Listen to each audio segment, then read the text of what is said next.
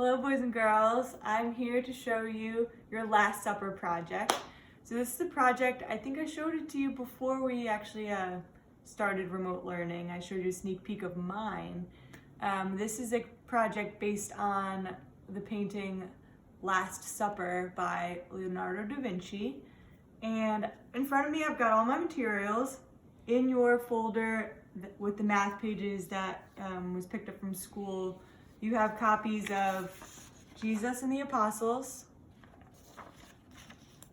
2 parts to your tablecloth, and a who's who of the painting by Leonardo da Vinci. So his painting doesn't have who's who on it, but this labels who the Apostles and Jesus are in the painting.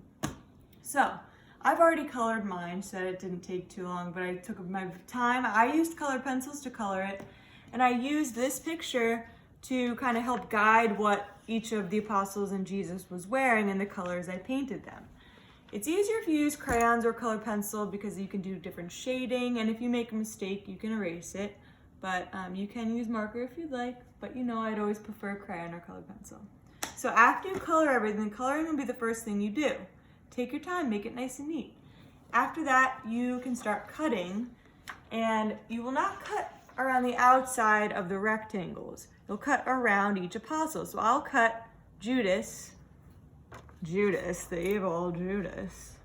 I will cut Judas to show you an example. So what you might want to do first, cut out the rectangle first to get him nice and easy. And then you'll carefully, slowly cut around him.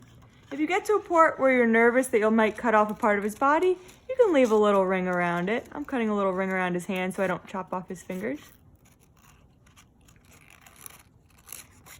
Now just turn the paper as you cut.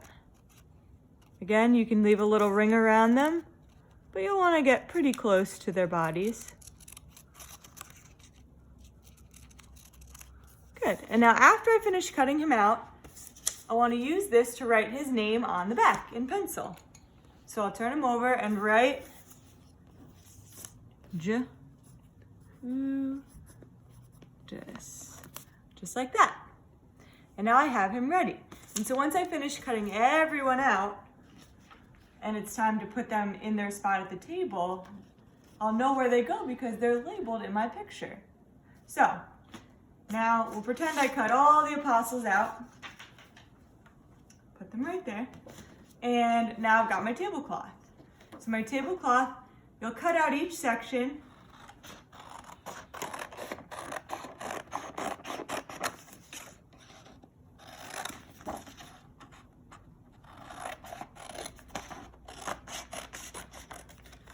And you can cut it where those lines end.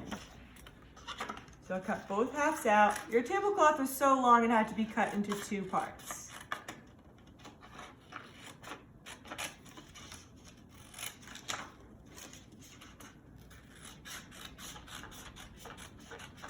There. So my scraps will go in the recycling. And now I've got my 2 parts. These get folded. You see that little dotted line? There's a dotted line right there. You're gonna fold this along that dotted line. It'll fold it in half like a rectangle. And so this winds up being the top of your table with the front of the tablecloth. And you'll do that for both.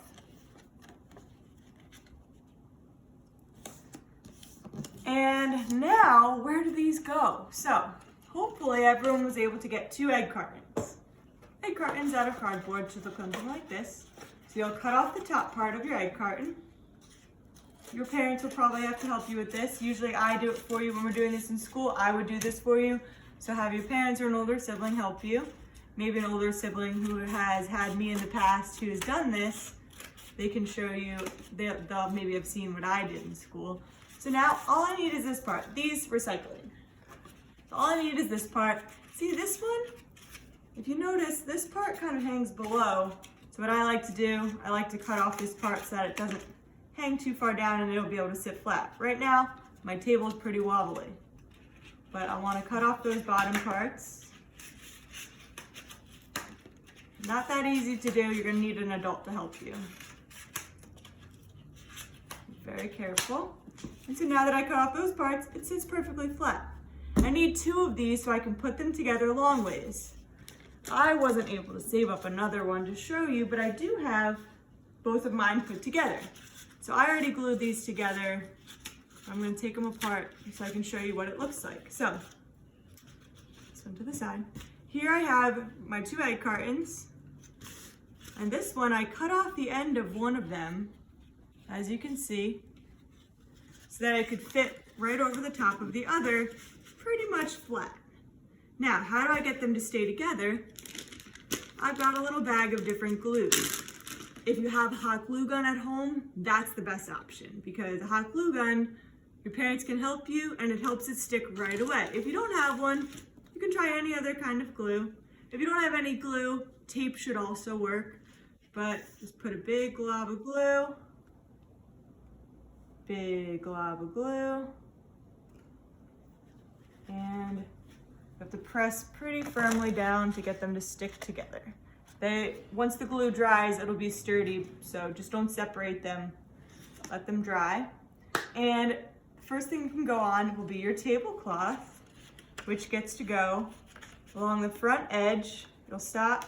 It goes across 11 egg cartons so that there's 2 on either end. You'll put glue on each of these spots, and they'll stay down. So I'll show you how that looks. Oop, close my glue.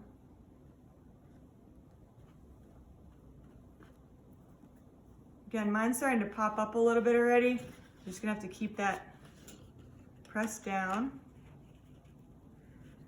This side of my tablecloth has this white space here, which means that's probably the good side to overlap this one with. And I'll press down, and there's my tablecloth. Now, I only cut out Judas so far, but what I would do when it's time to put Judas on, I find out where he is on my page, and he is 1, 2, 3, 4, the 5th person in. And so what makes sense is to start with the first person on this side. So Bartholomew would go here, and you'd glue Bartholomew here. And then James Minor would go here, Andrew would go here, and you'd keep finding your way in. Putting Judas here, over here, when I haven't put anyone else down yet, is not going to be very easy. So you'll want to start on one side and work your way around. Or you could start in the center with Jesus. So I'll show you an example though of Judas is 1, 2, 3. Where is he? Oh, he's on this side. 1, 2, 3, 4. He's the 4th one in. So 1, 2, 3, 4.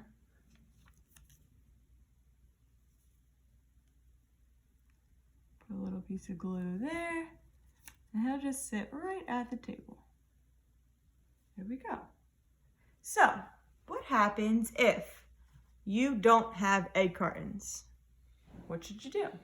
Well, I have these little cups. I found these. Maybe I could use these as seats at a table. So instead of gluing Judas to there, I could glue Judas to a cup. Now, how would I get a table? Do you think this tablecloth could sit somewhere on its own? No. So what I was thinking, if you have a big piece of paper, you could, first thing you'll do, fold your paper horizontally. You'll fold it in half,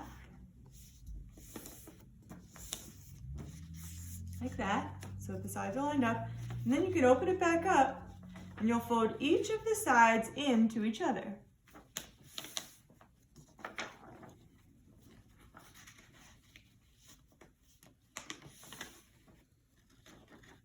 So now,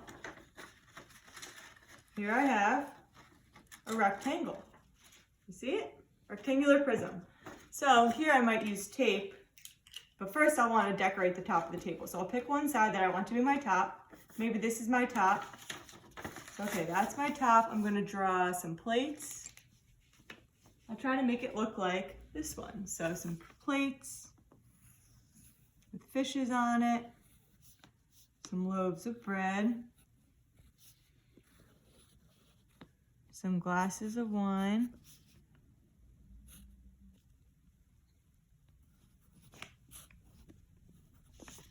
So you'll decorate it, you'll color it just to look like that. And then when it's time to put it together, you could take a couple pieces of tape. Parents can help you with this. Let's do 3 maybe.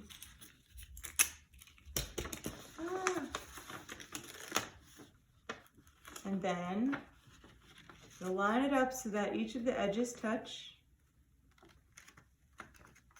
Press the tape down, press the tape down. Now I have a table for my cups. So just an idea of something that you could do. You could line your cups, and this is kind of a cool way because then you could glue everyone to a cup and use your paper. Oh, he doesn't go here. You could just move everyone around based on where they need to go. So I'd probably put you just a little higher on the cup. So I hope this was helpful in getting you started on your Last Supper project. You know I'm always available if you have any questions. You guys can always ask me. Your parents can ask me. And that's about it. I hope you enjoy making your Last Supper project. Toodles!